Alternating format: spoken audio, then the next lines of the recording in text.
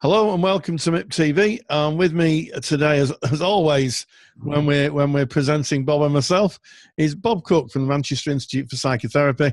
You're here today, Bob, to talk about a really important book, and that book is Transactional Analysis: A Relational Perspective by Helena Hargenden and Charlotte Sills. It came out in 2008, and it's lauded as one of the pivotal books in what's known as the relational turn in transactional analysis.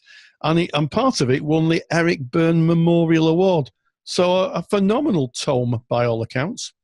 It really is. And it really started the movement towards relational TA in the TA community. And, it's one of those books which people always quote when you think of seminal books in terms of the approaches. So in TA, you've got different approaches. You've got Eric Byrne, which is the classical approach, redecision approach, the Erskine approach, and of course, the relational turn, which is the relational perspective. Yeah, and it was quite a big event in the TA world, from what I've read and understand. This idea of bringing in kind of some humanistic ideas, and also a little bit about the different forms of transferences. They identified different forms of transferences, didn't they, Bob? That's right. I mean, if you look at the relational turn and the ideas behind this relational book, it mainly really revolves around the idea of reworking the transference in the here and now. Mm-hmm. So in other words, it would be working in the here and now, not in the past, in the here and now, and reworking the transference in the here and now. So with your clients, for example, you wouldn't be going back and dealing with from a reparative point of view or interpretation. It's a two-person psychology in the here and now. Yeah, it sounds very intersubjective. In other words, it almost sounds, dare I say it, in these in the hallowed halls of TA, quite Rogerian. Well, it draws on a lot of psychodynamic theory, actually, and psychoanalytical leanings. And as you know, in the last sort of 20 years, particularly, most models we know of, Rogerian as well, I think, talks about the importance of relationship as being the major curative factor. And that's very important. So in this model, of course, you wouldn't be talking to the mother with the client who goes back to 3.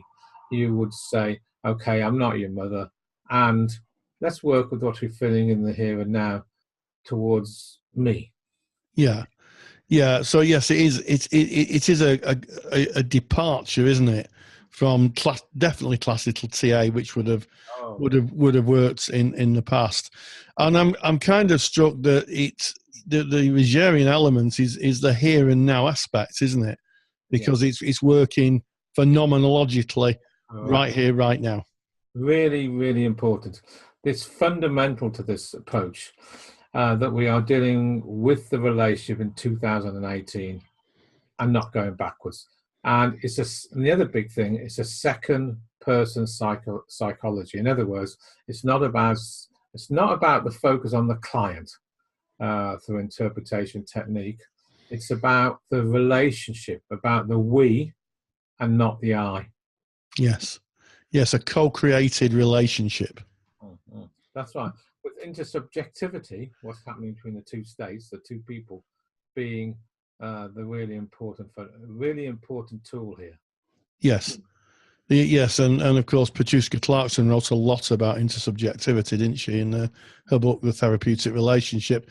I'm reminded that, with this book and Relational Turn, it does remind me a little bit of the dodo bird theory, which is Saul Rosenzweig, who a good few years ago described that all therapies, the best outcomes of therapies are the ones where the relationship was solid and a higher quality and could be repaired. Do you think this influences the work of Sills and Hargenden? Well, he repaired in the here and now. Yes. So any ruptures would be dealt with in the here and now, not going back to earlier transferences. So you're quite right, they won an award, especially on the ideas of transference. And they have a tri-part model transference. Number one, introjective transference. Number two, projective transference. And number three, transformational transference. Okay, do you want to explore those a little bit and just kind of put some meat on the bones, Bob? Yeah, introjective transference, another way of looking at this very quickly, is the needed relationship.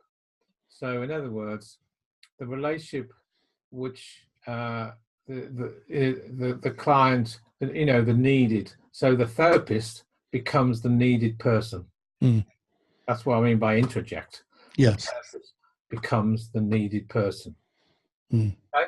So that could be, you know, mother, you know, the fantasized father, the whatever. They become that, and that is worked with in the here and now, not going backwards. Mm.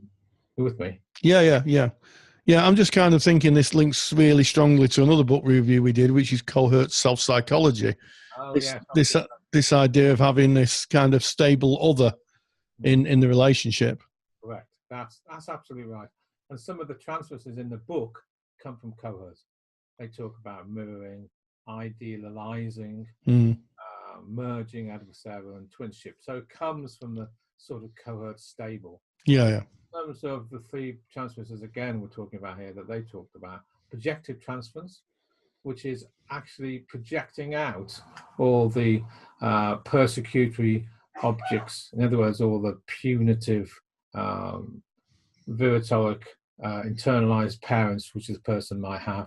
Yes. We've got transformational transference, which is when the therapist actually does something different from the expected relational desire. In other words, so the client has, of course, expectations of the relationship. So expectations of the therapist. You've got the expectations built into the relational patterns. So the therapist does something different from the predicted expectations at a relational level. So that, you know, the client comes and says, "Oh, I expected this from you," and the therapist actually does something different as a transformational transference. Yeah, that's quite interesting, really, isn't it? Because as a humanistic counsellor, Carl Rogers would talk of soil of a different kind. This feels very much familiar in this particular transference. The idea that what the therapist is offering is something different, maybe, than the client's experienced in their history. So that's it. You have said it entirely. So you have these three transferences, but you're quite correct. In this book, they go on to talk about some of the Cohertian transferences, which is. And another big, really, what I really like about this book is the ideas of empathic transactions being one of the tools in the here and now processes. So they talk about that, and then they also talk about therapeutic operations, but it's always in the present. That's the important part. It's the reworking of the transferences in the present.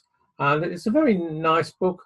It's accessible to read, and it takes the reader away from one person psychology, that's an I position, to a we position, and putting the relationship at the top priority for cure. Yeah. So yes, it almost steps down from the traditional TA position of the therapist being the teacher. I mean, we've talked a lot, or you have, about, you know, Byrne using the chalkboard, and having to go to the chalkboard at least 3 times to do it properly. I seem to remember. That's right. And the emphasis is on the client. Yep. On these analyzing the transactions, etc., etc. It's not on the relationship. That's a shift. It's a big shift. It's not on the relationship. And the other thing which I really like about Elena's position is that if you're working in this two-person psychological model where we have a we, the relationship is high, then supervision is really highly stressed in terms of, because you need to know yourself, who you are and who the person is in the here and now relationship. Yeah. To work in this way. Yes, you really need to know who you are to the client and who the client is to you, don't you? Yeah, in the here and now. In the here and now, yeah, absolutely. So this book, seminal book, it's an award-winning book. Who is this book going to be of the most interest to, Bob? Students. Okay.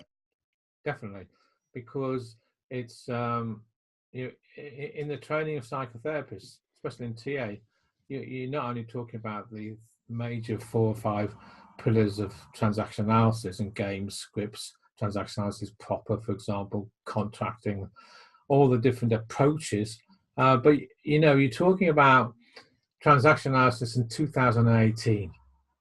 So the students need to know, a modern contemporary model of how to use transaction analysis today within the relationship. Yes. Yeah, and it does bear out all the research as well, doesn't it? There's been, Lucy Goldsmith and colleagues from University of Manchester and Liverpool recently published some PhD research saying that the relationship, the better quality of the relationship, the better outcome in therapy, and it kind of reinforced the dodo bird effect. And if those of you who are watching don't know what the dodo bird effect is, it's a quote from Alice in Wonderland where the dodo bird asked all the other animals to have a race, and they all had a race, and they all got wet. And he said, "Oh well, no one's come last. Everybody must win prizes." That's where the term comes from. So that's really fascinating. A must-read, award-winning book, and also a transformational book that changed or turned the route of transactional analysis, I guess, forever. Yes, certainly, and of course, there's not many TA therapists don't put the relationship at heart, the heart of everything. Now, they may work relationally and have people's own styles and may work with a one-person psychological model or even a 1.5-person psychological model, but at least the ideas behind using the relationship in this particular way is voiced in this book. Yeah. So, as always, Bob doesn't get paid for these reviews. He doesn't get free books or any payments. He does it for the love of it. If you're interested in this book, and I guess if you're a TA student, you should be, we'll put a link downstairs and click on it and you can inspect the book. And as always, Bob, thank you very much. Thank you.